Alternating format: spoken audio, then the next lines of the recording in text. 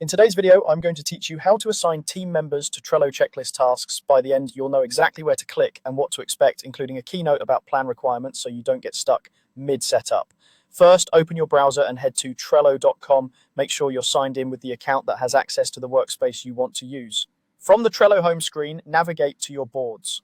This view shows all the boards you can access across your workspaces, which is helpful if you're juggling multiple projects.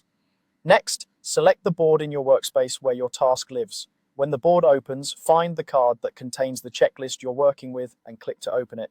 Cards are where all the details live, and checklists are perfect for breaking a task down into smaller, actionable to-dos. Inside the card, locate the existing checklist and click it to expand. You'll see the individual checklist items listed out. Hover over the checklist item you want to delegate, then click Assign.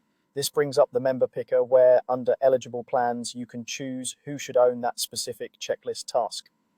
Assigning at the checklist level is great for clarity. The assignee's avatar appears next to the item, they'll get notified, and everyone can see at a glance who's responsible for what. Here's an important note you might encounter. Assigning team members to checklist items is a feature available on Trello's paid plans such as Premium. If you see a prompt to upgrade when you click Assign, that means the feature isn't available on your current plan. You can proceed by upgrading if your workflow depends on checklist level ownership. If upgrading isn't an option right now, a practical workaround is to add members to the entire card and clearly prefix checklist items with the owner's name or tag them in a comment for visibility. It's not as precise as true checklist assignments, but it keeps accountability visible. A few quick best practices to make this smoother. Only members of the board can be assigned, so ensure your teammates have been added to the board before you try to assign them. Keep each checklist item small and specific, so assignees know exactly what done looks like.